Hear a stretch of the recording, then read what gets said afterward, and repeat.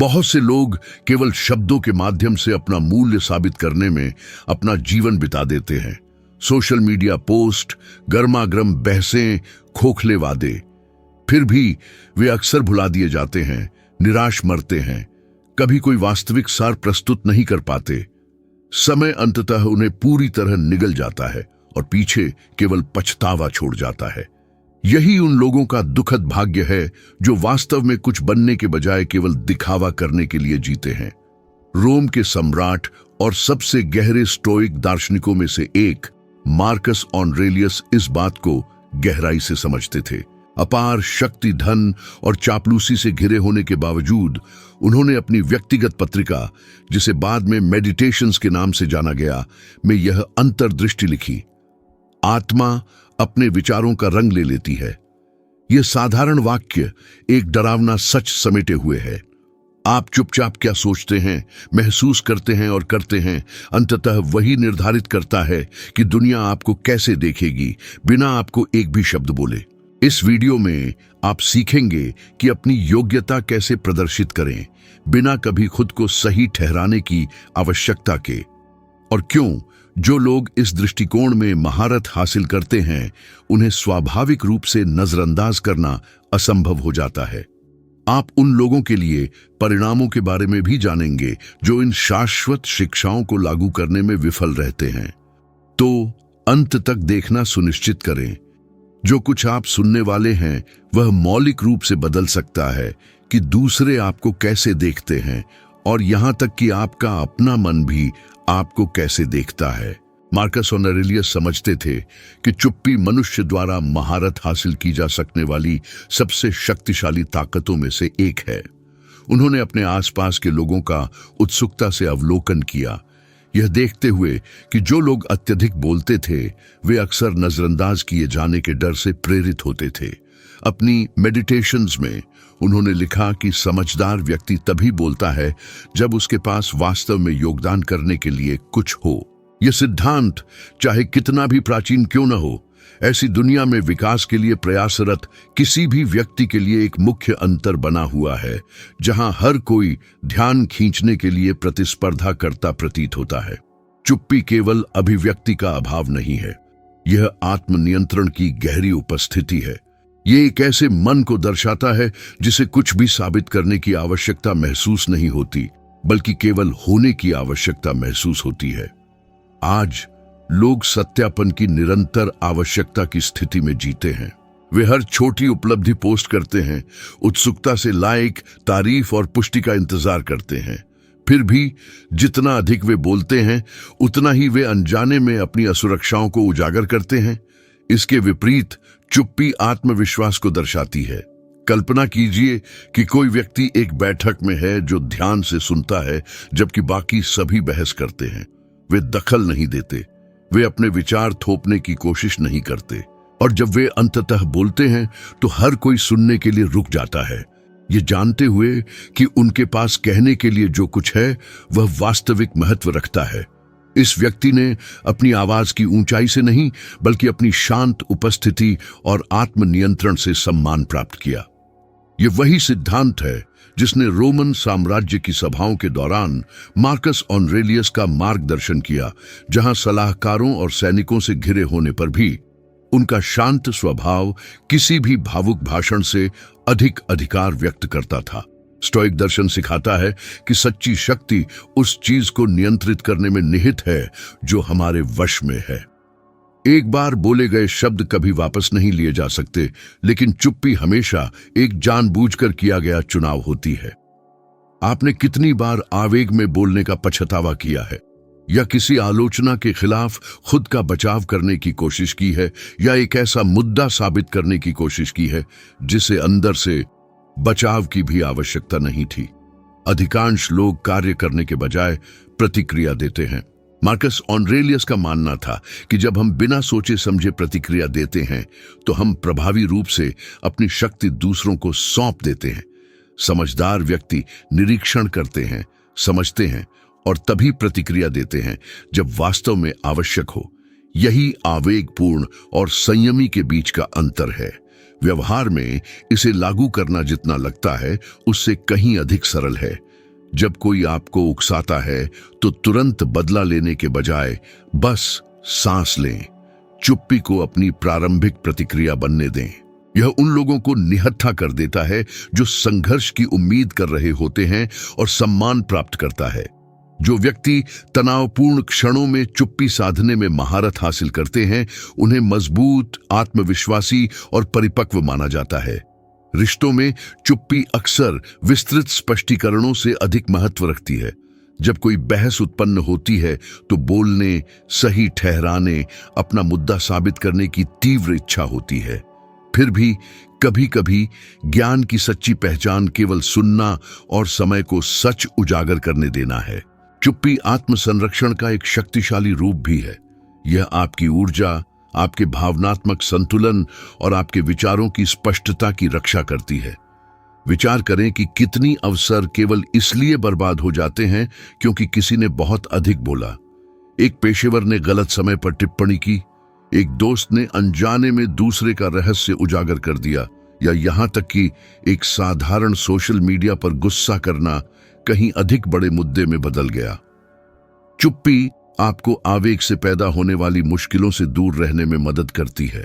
Marcus Aurelius ने प्रसिद्ध रूप से कहा था कि एक व्यक्ति चट्टान जैसा होना चाहिए जिस पर लहरें लगातार टकराती रहें लेकिन उसे अपनी जगह से हटा न सकें। चुप्पी वही चट्टान है। ये एक आंतरिक दृढ़ता प्रदर्शित करती है। ये संकेत देती है कि कोई भी बाहरी चीज आपकी स्थिरता को हिला नहीं सकती। ऐसी दुनिया में जो निरंतर प्रदर्शन को महत्व देती है, चुप्पी का चुनाव करना लगभग अवज्ञा का कार्य है। इसका मतलब है सामान्य व्यवहार के विपरीत जाना और अपने परिणामों को खुद बोलने देना। इतिहास के सबसे महान नेताओं और विचारकों ने इस गहरे सत्य को समझा। उदाहरण के लिए स्टीव जॉब्स किसी भी निर्णय को लेने से पहले लंबी अवधि तक अवलोकन करने के लिए प्रसिद्ध थे। उनकी शांत रहने की क्षमता, हर विवरण का सावधानीपूर्वक विश्लेषण करना एक मुख्य कारण था कि उनके विचारों का इतना गहरा प्रभाव पड़ा जब उन्हें अंततः प्रस्तुत किया गया। यह केवल यह नहीं था कि उन्होंने क्या कहा, बल्कि उनके शब्दों का अत्यधिक वजन था। एक वजन जो उनसे पहले की चुप्पी से उत्पन्न हुआ था। अपनी बोलने की इच्छा को नियंत्रित करने में लगभग एक आध्यात्मिक शक्ति है। हर बार जब आप प्रतिक्रिया करने के लिए प्रलोभित होते हुए भी चुप्पी चुनते हैं तो आप अपने मन को मजबूत करते हैं। हर बार जब आप तुरंत खुद को समझाने के बजाय निरीक्षण करते हैं तो आप अपनी जागरूकता का विस्तार करते हैं, और यह कभी किसी का ध्यान नहीं जाता। लोग इसे महसूस करते हैं।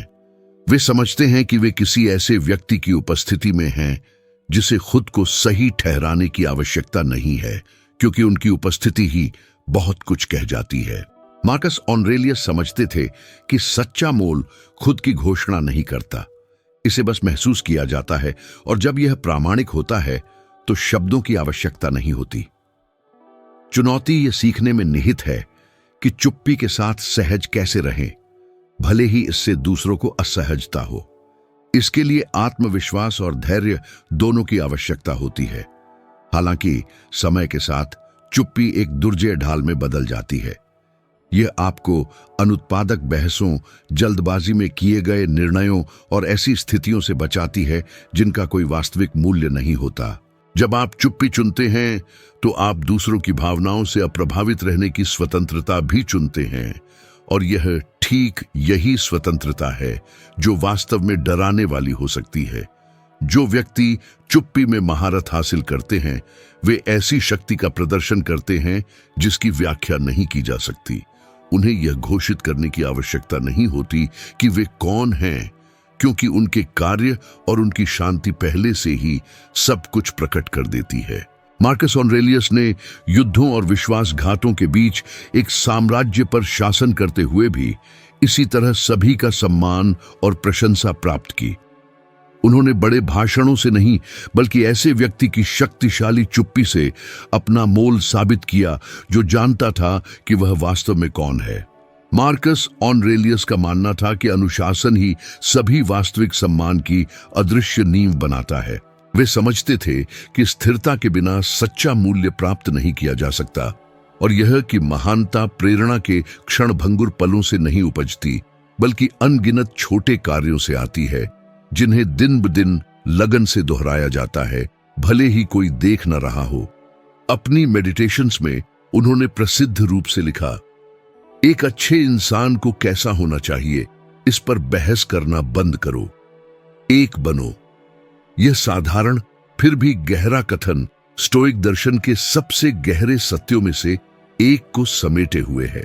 मौन अनुशासन ही चरित्र का निर्माण करता है और उस अटूट शक्ति का निर्माण करता है जो शब्दों पर नहीं, बल्कि केवल उपस्थिति पर निर्भर करती है। आज की दुनिया में अनगिनत विकर्षणों और तत्काल संतुष्टि के आकर्षण के बीच अनुशासन एक दुर्लभ और विशिष्ट लाभ बन गया है। लोग अपने जीवन को बदलना चाहते हैं, फिर भी वे अक्सर अपने प्रयासों को छोड़ देते हैं जब उन्हें एहसास होता है कि इस यात्रा में अटूट निरंतरता और धैर्य की आवश्यकता है। वे तत्काल परिणाम चाहते हैं, लेकिन प्रगति को बनाए रखने के लिए आवश्यक दिनचर्या को सहन नहीं कर सकते। मार्कस ऑरेलियस सम्राट होने पर भी एक कठोर दैनिक कार्यक्रम का पालन करते थे। वे सुबह जल्दी उठते थे, चिंतन के लिए समय समर्पित करते थे और आलस्य या अहंकार के आगे झुके बिना हर दिन अपने कर्तव्यों को पूरा करने पर केंद्रित रहते थे। वे समझते थे कि सम्मान इस बात से नहीं आता कि कोई क्या कहता है, बल्कि इस बात से आता है कि कोई क्या करता है, और यह कि हर कार्य, चाहे वह कितना भी छोटा क्यों न लगे, किसी की प्रतिष्ठा बनाने में योगदान देता है। व्यवहार में इस दर्शन को एक सरल फिर भी गहरे तरीके से लागू किया जा सकता है। ऐसे व्यक्ति पर विचार करें जो अपने शरीर और मन को बदलने का संकल्प लेता है। जिम में या अपनी पढ़ाई के शुरुआती दिनों में प्रेरणा बहुत अधिक होती है, लेकिन एक सप्ताह के बाद वह उत्साह अनिवार्य रूप से कम हो जाता है और जो बचा रहता है वह लगे रहने का स्पष्ट विकल्प होता है, भले ही इच्छा कम हो गई हो। ठीक इसी क्षण में अनुशासन अपनी सच्ची शक्ति प्रकट करता है। मार्कस ऑरेलियस ने लिखा कि सही काम करने में दृढ़ता ही साधारण व्यक्ति को समझदार व्यक्ति से अलग करती है। अनुशासित होना पूर्ण होने के बारे में नहीं है, यह तब भी सुसंगत रहने के बारे में है जब कोई ताली नहीं बजा रहा हो। इसका मतलब है खुद से की गई प्रतिबद्धता का सम्मान करना। इस सत्य को समझने वाले व्यक्तियों के उदाहरण प्रचुर मात्रा में हैं। क्रिस्टियानो रोनाल्डो ऐसे ही एक व्यक्ति हैं। उनका करियर अटूट निरंतरता, अथक दैनिक प्रयास और उन आदतों को बनाए रखने के सचेत चुनाव से परिभाषित होता है जो उन्हें उत्कृष्टता की ओर धकेलती है। उन्हें अपनी अनुशासन की घोषणा करने की आवश्यकता नहीं है, दुनिया पहले से ही इसकी गवाह है। उनकी शांत दिनचर्या ही उन्हें सम्मान और प्रशंसा दिलाती है।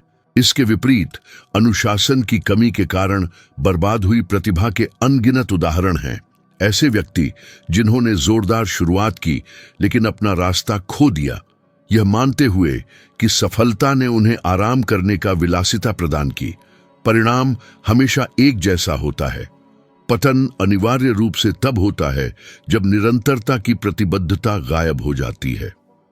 मानवीय व्यवहार पर आधुनिक शोध सदियों पहले स्टोइक्स द्वारा सिखाई गई बातों की पुष्टि करता है। जो व्यक्ति विषम परिस्थितियों में भी अपनी आदतों को निरंतर बनाए रखते हैं, वे अधिक भावनात्मक रूप से संतुलित, अधिक उत्पादक और अधिक विश्वसनीय होते हैं। अनुशासन कोई बंधन नहीं, बल्कि यह गहन मुक्ति है। यह लगातार सही का चुनाव करने की क्षमता है, तब भी जब आसान रास्ता आकर्षक लगे। और यह ठीक यही शांत, सुविचारित चुनाव है जो हर एक दिन किया जाता है, सच्चा सम्मान अर्जित करता है। जब कोई किसी व्यक्ति को अपने उद्देश्य के प्रति गहरा समर्पित देखता है, तो उन्हें स्वाभाविक रूप से विश्वास होता है, यह जानते हुए कि यह व्यक्ति क्षणिक आवेगों से नहीं, बल्कि अटल सिद्धांतों से निर्देशित है। ऐसी दुनिया में अनुशासित रहना, जहां तत्काल संतुष्टि को बढ़ावा दिया जाता है, लगभग एक शांत विद्रोह जैसा है। जबकि बहुत से लोग विचलनों के आगे झुक जाते हैं। जो लोग केंद्रित रहते हैं, वे सार्वजनिक सराहना के बिना भी अपनी आकांक्षाओं की ओर लगातार बढ़ते रहते हैं। अनुशासन वह उत्प्रेरक है जो क्षमता को ठोस परिणामों में और इच्छा को वास्तविक उपलब्धि में बदल देता है। और सबसे दिलचस्प बात यह है कि यह जितना अधिक खामोशी से काम करता है उतना ही गहराई से स्पष्ट होता जाता है। लोग सहज रूप से भांप लेते हैं जब कोई व्यक्ति जो कहता है और जो करता है उसमें सच्ची एक रूपता होती है, और यही निरंतरता प्रेरित करती है, मनाती है और सम्मान दिलाती है। मार्क्स ऑरेलियस समझते थे कि सच्चा मूल्य बड़ी बड़ी घोषणाओं में नहीं बल्कि छोटी छोटी हर दिन की जीतों के संचय में निहित है। उन्होंने युद्धों, बीमारियों और विश्वासघात के द्वार से गुजारा, फिर भी उन्होंने कभी परिस्थितियों को अपने उद्देश्य से विचलित नहीं होने दिया। वह जानते थे कि बाहरी अराजकता किसी ऐसे व्यक्ति को परास्त नहीं कर सकती जिसके भीतर आंतरिक व्यवस्था हो। यही अनुशासन का सार है, अडिग रहना, तब भी जब आसपास सब कुछ अनिश्चित लगे। जब आप स्वयं से किए गए वादे पूरे करते हैं तो आप एक ऐसी आंतरिक शक्ति का निर्माण करते हैं जिसे कोई छीन नहीं सकता। इस शक्ति को घोषित करने की आवश्यकता नहीं, इसे महसूस किया जाता है। यह आपके अस्तित्व का एक अभिन्न अंग बन जाती है। मौन अनुशासन एक ऐसी शक्ति है जो दिखावा नहीं करती बल्कि जिस भी चीज को छूती है उसे बदल देती है। यह चरित्र को गढ़ती है, मन को मजबूत करती है और इसे देखने वालों में सम्मान प्रेरित करती है। मार्क्स ऑरेलियस ने अपने जीवन के माध्यम से यह साबित किया। बाहरी और आंतरिक दोनों लड़ाइयों का सामना करते हुए भी अपनी शांति नहीं खोई। उन्होंने दिखाया कि सच्ची महानता उन लोगों में नहीं मिलती जो यह बात करते हैं कि वे क्या करेंगे, बल्कि उनमें मिलती है जो इसे हर एक दिन करते हैं बिना घोषणा करने की आवश्यकता के, क्योंकि अंततः निरंतरता ही वह है जो प्रतिष्ठा, सम्मान और स्थायी मूल्य का निर्माण करती है, तब भी जब समय शब्दों को मिटा देता है। मार्क्स ऑरेलियस समझते थे कि आत्मनियंत्रण एक मानव द्वारा प्राप्त की जा सकने वाली सर्वोच्च शक्ति है। वह कहते थे, आपको अपने मन पर शक्ति प्राप्त है, बाहरी घटनाओं पर नहीं। इसे समझो और तुम्हें शक्ति मिलेगी। यह दिखने में सरल सबक यह समझने की कुंजी है कि इतने सारे लोग लगातार दुख में क्यों जीते हैं। अधिकांश मानते हैं कि समस्या परिस्थितियों, अन्य लोगों या भाग्य में निहित है, जबकि वास्तव में जो आंतरिक शांति को नष्ट करता है वह अपनी स्वयं की प्रतिक्रियाओं को नियंत्रित करने में असमर्थता है। आंतरिक नियंत्रण मन की शांति का आधारशिला है और इसके बिना कोई भी स्थिति हमें परेशान करने की शक्ति रखती है। आजकल लोगों को हर घटने वाली बात पर आवेगपूर्ण प्रतिक्रिया करते देखना आम बात है। सोशल मीडिया पर एक नकारात्मक टिप्पणी, काम में एक झटका, एक भिन्न राय और तुरंत ही एक भावनात्मक विस्फोट हो जाता है। नियंत्रण की यह कमी व्यक्तिगत और सामाजिक दोनों रूप से भारी कीमत चुकानी पड़ती है। मार्क्स ऑरेलियस ने अपने ही साम्राज्य के भीतर युद्धों, महामारियों और विश्वासघात का सामना किया, फिर भी उन्होंने अपनी शांति बनाए रखी, यह समझते हुए कि क्रोध और निराशा वास्तविकता को नहीं बदलते, वे केवल उसे अधिक भारी बनाते हैं। उन्होंने लिखा कि क्रोध एक तेजाब की तरह है, यह उस बर्तन को अधिक नुकसान पहुंचाता है जिसमें इसे रखा जाता है, बजाय उसके जिस पर इसे उड़ेला जाता है। यह चिंतन हमें दिखाता है कि क्रोध से प्रतिक्रिया करना किसी अन्य व्यक्ति को हमारे मन पर हावी होने देना है। इसका एक व्यावहारिक उदाहरण उन लोगों में देखा जा सकता है जो यातायात में किसी बात से चिढ़कर अनावश्यक झगड़ों में पड़ जाते हैं, जिससे अपनी और दूसरों की सुरक्षा को खतरे में डालते हैं। यह सब इसलिए क्योंकि वे एक क्षणिक आवेग को संभाल नहीं पाए। आंतरिक नियंत्रण भावनाओं की अनुपस्थिति नहीं है, यह उस पर महारत हासिल करना है। यह क्रोध को महसूस करने की क्षमता है बिना उसके आगे दबने के, डर को महसूस करने की क्षमता है बिना कार्य करना छोड़े, अराजकता का सामना करने की क्षमता है बिना स्पष्टता खोए। जो लोग यह आत्मनियंत्रण विकसित करते हैं वे शक्ति का प्रदर्शन करते हैं और यह शक्ति सम्मान दिलाती है। इसके विपरीत जो लोग आवेग के आगे झुक जाते हैं वे विश्वसनीयता खो देते हैं, यह दर्शाते हुए कि कोई भी बाहरी स्थिति उन्हें संतुलन से हटाने के लिए पर्याप्त है।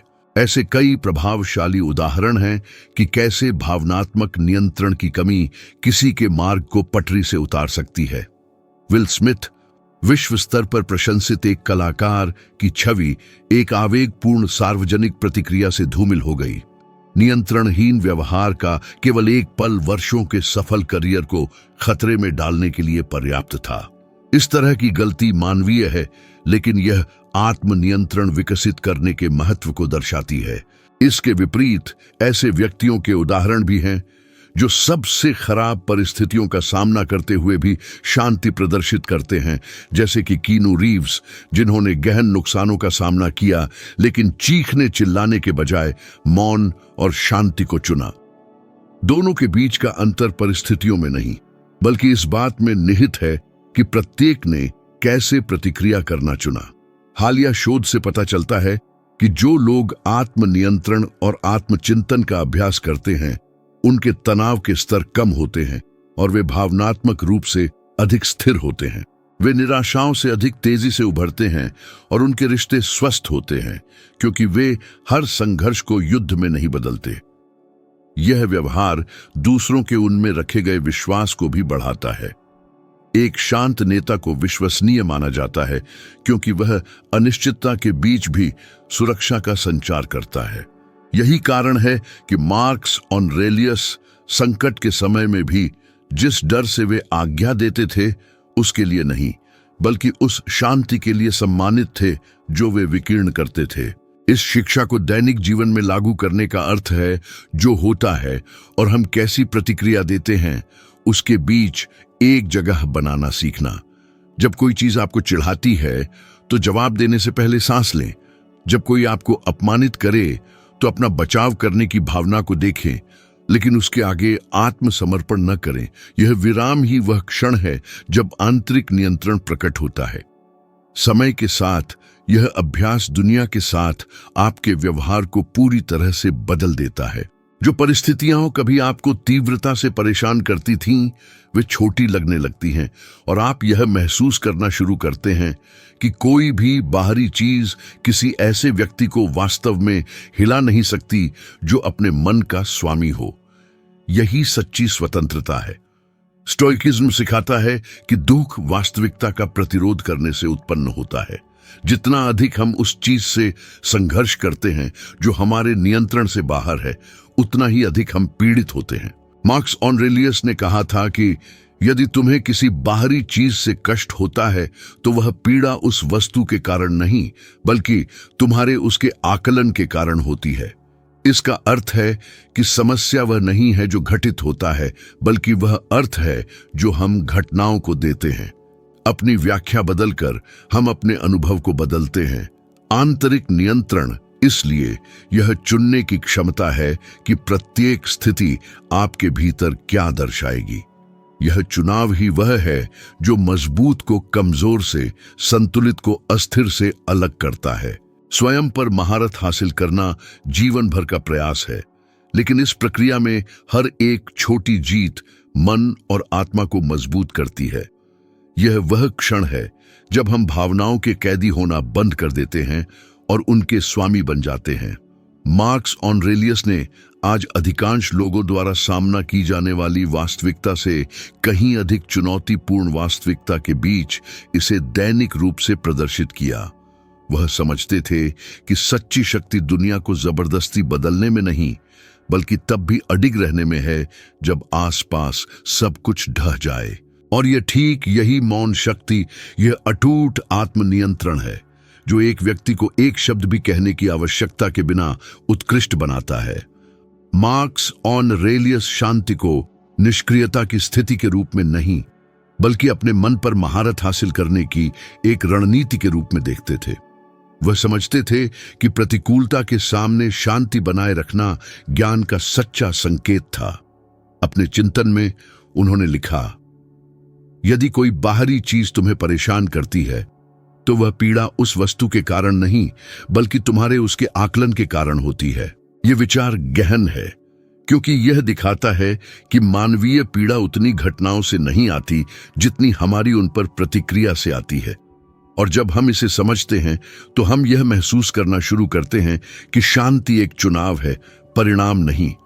हम ऐसे युग में जी रहे हैं जहां लोग आसानी से निराशा में पड़ जाते हैं, एक बुरी खबर, एक वित्तीय नुकसान, एक रिश्ते का अंत, सब कुछ दुनिया का अंत लग सकता है। आधुनिक मन तीव्रता के साथ प्रतिक्रिया करने का आदी हो गया है, जैसे कि हर समस्या एक बड़ी आपदा हो। लेकिन मार्कस ऑरेलियस ने सिखाया कि शांत रहना एक प्रकार का प्रतिरोध है। जब आसपास सब कुछ अराजकता में हो, तब शांत रहना शक्ति का एक मौन प्रदर्शन है। उन्होंने बीमारियों, विश्वासघात और युद्धों का सामना किया, फिर भी उन्होंने कभी घबराहट को खुद पर हावी नहीं होने दिया। साम्राज्य भले ही ढह रहा हो, लेकिन उन्होंने तर्कसंगत निर्णय लेने के लिए आवश्यक स्पष्टता बनाए रखी, और यह वही स्पष्टता है जिसे निराशा हमसे छीन लेती है। दैनिक जीवन में शांति वह है जो उन लोगों को अलग करती है जो परिस्थितियों से बचते हैं उनसे जो उनसे नष्ट हो जाते हैं। उदाहरण के लिए, जब कोई अपनी नौकरी खो देता है तो निराशा में पड़ना और जल्दबाजी में काम करना आम बात है, डर के मारे कुछ भी स्वीकार कर लेना। हालांकि जो व्यक्ति शांति बनाए रखता है वह विकल्पों का स्पष्ट रूप से मूल्यांकन करने, अनुभव से सीखने और अधिक दृढ़ता से आगे बढ़ने में सक्षम होता है। शांति समस्या को खत्म नहीं करती, बल्कि यह समाधान देखने की क्षमता प्रदान करती है जिसे घबराहट छिपा देती है। यह वही सिद्धांत है जिसे मार्कस ऑरेलियस ने राजनीतिक और सैन्य संकटों से निपटने के दौरान लागू किया था। जो व्यक्ति भावनात्मक नियंत्रण बनाए रखता है वह हमेशा एक कदम आगे देखता है। यह गुण मानवीय संबंधों में भी प्रकट होता है। कितने झगड़ों से बचा जा सकता था यदि लोग प्रतिक्रिया करने से पहले सुनना सीख लेते। अक्सर एक अपमानजनक टिप्पणी, एक आलोचना या एक उत्तेजना अनावश्यक झगड़ों को जन्म देती है, सिर्फ इसलिए क्योंकि अहंकार मौन की बेचैनी को स्वीकार नहीं कर सकता। शांति भावनात्मक बुद्धिमत्ता का एक रूप है। जब कोई आपको अस्थिर करने की कोशिश करता है और आप शांत रहते हैं, तो यह दिखाता है कि आपने स्वयं पर महारत हासिल कर ली है, और इस महारत को शक्ति के रूप में देखा जाता है। लोग उन लोगों का सम्मान करते हैं जो क्रोध में बह नहीं जाते। मार्कस ऑरेलियस जानते थे कि भावनाओं पर नियंत्रण केवल एक नैतिक मुद्दा नहीं था, बल्कि एक व्यावहारिक भी था। एक निराश नेता सम्मान खो देता है, एक शांत व्यक्ति विश्वास प्रेरित करता है। इस शिक्षा का एक वैज्ञानिक पहलू भी है। अध्ययनों से पता चलता है कि तनावपूर्ण स्थितियों में शांति बनाए रखने वाले लोग स्ट्रेस हार्मोन कोर्टिसोल का कम उत्पादन करते हैं और उनकी भावनात्मक बहाली कहीं अधिक तेजी से होती है। वे अधिक स्पष्टता से सोचते हैं और बेहतर निर्णय लेते हैं। दूसरे शब्दों में, शांति केवल एक दार्शनिक आदर्श नहीं है, यह जीवन रक्षा का एक जैविक साधन है। जब हम शांत होते हैं तो हम बेहतर तर्क कर सकते हैं, विभिन्न दृष्टिकोणों को देख सकते हैं और बुद्धिमत्ता से कार्य कर सकते हैं। यही प्रतिक्रिया करने और प्रत्युत्तर देने के बीच का अंतर है। प्रतिक्रिया तात्कालिक और भावनात्मक होती है, प्रत्युत्तर विचारशील और तार्किक होता है। मार्कस ऑरेलियस ने हमें प्रत्युत्तर देना सिखाया, न कि केवल प्रतिक्रिया करना। यह देखना दिलचस्प है कि कैसे कुछ सार्वजनिक हस्तियां अपनी शांति के कारण ही विशिष्ट दिखती हैं। मॉर्गन फ्रीमैन इसका एक स्पष्ट उदाहरण है। वह ऐसी शांति का संचार करते हैं जो समस्याओं की अनुपस्थिति से नहीं, बल्कि स्वयं पर नियंत्रण से आती है। स्थितियों में उनका व्यवहार संतुलन, धैर्य और आत्मविश्वास दर्शाता है। यह शांत उपस्थिति सम्मान और प्रशंसा दोनों अर्जित करती है। यह उसी शक्ति का प्रतीक है जिसके बारे में मार्कस ऑरेलियस ने बात की थी। उन लोगों की शक्ति जिन्हें स्वयं को थोपने की आवश्यकता नहीं होती, क्योंकि उनकी सहज शांति ही श्रद्धा जगाने के लिए पर्याप्त है। फिर भी यह शांति निष्क्रिय अनुरूपता या हार मान लेने के बराबर नहीं है। मार्कस ऑरेलियस कभी भी मानवीय पीड़ा के प्रति उदासीन नहीं थे, बल्कि वह समझते थे कि इसका सामना करने का सबसे प्रभावी तरीका एक संतुलित मन से था। उनका मानना था कि हमें कार्य करना चाहिए, लेकिन भावनाओं को अपने निर्णय को धूमिल करने की अनुमति दिए बिना। जब दुनिया बिखरती हुई प्रतीत होती है तो अधिकांश लोग निराशा में डूब जाते हैं, परिस्थितियों के बंदी बन जाते हैं। लेकिन जो लोग अपनी शांति बनाए रखते हैं वे अपने निर्णयों के स्वामी बने रहते हैं।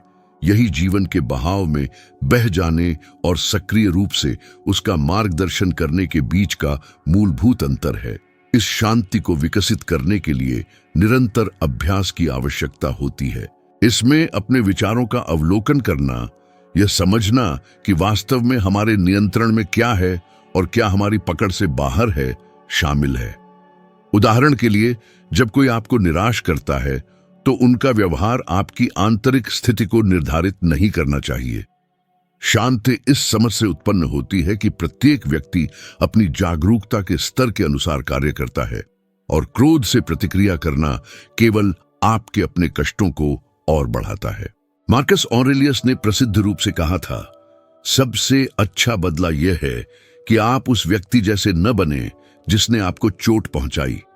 अराजकता के बीच शांत रहना हमला किए बिना विजय प्राप्त करने का सबसे गरिमापूर्ण तरीका है। सच्ची शांति कमजोरी नहीं है, यह पूर्ण नियंत्रण है। यह तब भी अपना ध्यान बनाए रखने की क्षमता है जब बाकी सभी अपना संतुलन खो रहे हों। यह अपनी भावनाओं को नकारने से नहीं, बल्कि उन्हें समझने और उन्हें अपने कार्यों को निर्देशित करने से इनकार करने से उत्पन्न होती है। यही किसी व्यक्ति को हानि, संकट या अन्याय का अटूट गरिमा के साथ सामना करने की अनुमति देता है। मार्कस ऑरेलियस ने अपने पूरे जीवन में इसका उदाहरण दिया। मृत्यु का सामना करते हुए भी उन्होंने उस व्यक्ति की शांति बनाए रखी जो यह समझता है कि कुछ भी स्थायी नहीं है। और यही गहरी समझ शांति को एक अभेद्य ढाल में बदल देती है, क्योंकि जो स्वयं पर महारत हासिल कर लेते हैं उन्हें बाहरी ताकतों से उत्पन्न होने वाली किसी भी चीज से डरने की आवश्यकता नहीं होती। यदि आप इस बिंदु तक मेरे साथ बने रहे हैं तो याद रखें कि केवल सुनने या समझने से कुछ भी वास्तव में नहीं बदलता है। वास्तविक परिवर्तन तब होता है जब आप आत्मसात किए गए हर पाठ को, भले ही धीरे धीरे ही सही, लागू करने के लिए प्रतिबद्ध होते हैं। प्रत्येक जानबूझकर किया गया शांत कार्य, हर वह क्षण जब आप आवेगपूर्ण प्रतिक्रिया करने के बजाय बुद्धिमत्ता के साथ प्रत्युत्तर देना चुनते हैं, धीरे धीरे उस आंतरिक शक्ति का निर्माण करता है जिसके बारे में मार्कस ऑरेलियस ने इतनी प्रशंसा की थी। जीवन दूसरों को अपना मूल्य दिखाने के बारे में नहीं है, यह स्वयं को यह साबित करने के बारे में है कि आप शांत रहने की क्षमता रखते हैं, तब भी जब आपके आसपास सब कुछ बिखरता हुआ प्रतीत होता है। इस सामग्री के लिए मेरे साथ जुड़ने के लिए और इन विचारों को अपनी यात्रा का हिस्सा बनने देने के लिए धन्यवाद। आज के शब्द एक शक्तिशाली अनुस्मारक के रूप में कार्य करें कि आत्मनियंत्रण ही वास्तव में परम शक्ति है। मैं अगले वीडियो में आपसे जुड़ने की उम्मीद करता हूं।